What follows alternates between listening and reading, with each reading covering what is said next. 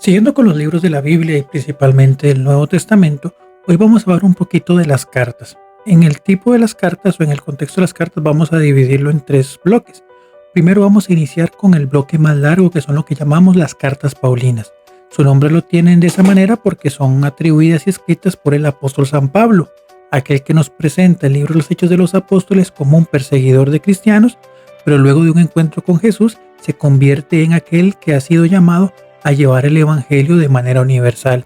De hecho, pues ahí va con sus viajes y producto de sus viajes también es como surge justamente este elemento. De hecho, San Pablo es el primer escritor propiamente del Nuevo Testamento en el primer grupo de cartas que él presenta por el año 50-51, que conocemos como las cartas querigmáticas, que son las dos cartas hacia la comunidad de Tesalónica, o sea, la primera y segunda carta del apóstol San Pablo a los tesalonicenses.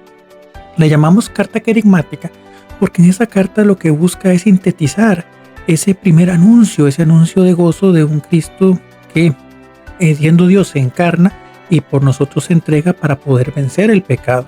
Es parte justamente de este tema de la evangelización que realiza en ese sentido San Pablo. El segundo bloque de cartas que encontramos es lo que llamamos las grandes cartas, por su extensión y contenidos. Estas cartas son principalmente las dos cartas a los Corintios, la carta a los Romanos y la carta a los Gálatas. En este aspecto, pues ya ahí utiliza un lenguaje un poco más profundo, hace ciertas explicaciones, por otro lado también llama la atención cuando tiene que hacerlo, hace exhortaciones y demás, pero son contenidos más fuertes. Tal vez de todos, la carta a los Romanos tal vez tiene un poquito más de diplomacia porque fue escrita a una comunidad que no había fundado él. Pero si leemos, por ejemplo, la carta a los Gálatas o las cartas a los Corintios, ahí podemos encontrar incluso algunas llamadas de atención bastante fuertes y siempre teñidos por ese aspecto paternal que tenía Pablo para sus comunidades. Después de esas grandes cartas viene lo que llamamos las cartas de la cautividad, que son propiamente o que Pablo escribe durante esa época donde había sido pues cautivo y es llevado justamente a Roma para ser procesado. Ahí, si bien es cierto, ya no tenía esa libertad de ir a hacer sus viajes de predicación, pues no deja solas a sus comunidades, sino que les envía mensajes, invitaciones, explicaciones y exhortaciones. Esas cartas podemos decir que son justamente la carta a los filipenses, a los colosenses, la carta a Filemón y la carta a los efesios. De hecho, esa de Filemón es muy interesante porque en esa carta lo que San Pablo invita es, Filemón es el remitente de la carta y es llevada por Onésimo, que era un esclavo que había pues huido de su amo con el fin de seguir a Pablo, y Pablo le dice, vuelve con tu amo, pero eso sí, dentro de esa carta les enseña el valor de la hermandad. Entonces ya no sea una relación de amo a esclavo, sino una relación de hermandad. De hecho, Pablo le pide que no lo castigue ni mucho menos. Ahí podemos ver esa mentalidad pues adelantada que tiene la iglesia en función de ciertos aspectos según lo que el Cristo había designado. Finalmente, las últimas cartas las conocemos como las cartas pastorales, que son aquellas que fueron enviadas a Timoteo y a Tito.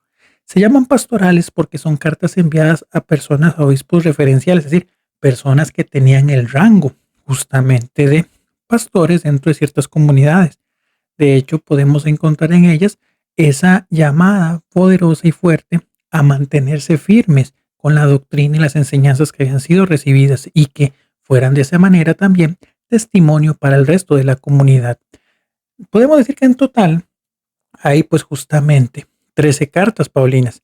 Hay una 14ª en discordia porque algunos biblistas dicen que sí, otros biblistas dicen que no, como lo es el tema del apóstol de la carta a los hebreos, que de hecho en la liturgia inclusive no se menciona como una carta de San Pablo. Entonces, por eso la trabajaremos por aparte. Aunque, como les digo, hay estudiosos y biblistas pues reconocidos y demás que indican que la carta a los hebreos también es una carta paulina. Pero bueno, vamos a partir de aquellas que la liturgia sí nos da certeza de que son del apóstol San Pablo. Entonces, hablamos de esas 13 cartas que las dividimos para finalizar en cartas querigmáticas, primera y segunda tesalonicenses, grandes cartas, las dos a los Corintios, la de los Gálatas y la de los Romanos, las cartas de la cautividad, que son pues justamente Colosenses, Filipenses, Filemón y Efesios, y las cartas pastorales, que son las de Timoteo y Tito. También entender que a nivel bíblico, si vemos, no están escritas de manera cronológica, sino que tienen pues una distribución diferente, porque justamente la primera carta que encontramos es la de los romanos, que fue posterior, por ejemplo, a la carta a los tesalonicenses. Pero bueno, ya eso es un efecto de el orden que se le ha querido dar. Entonces, pues descubramos en las cartas esos llamados que nos hace Dios a través de sus pastores para poder ser fieles al mensaje recibido.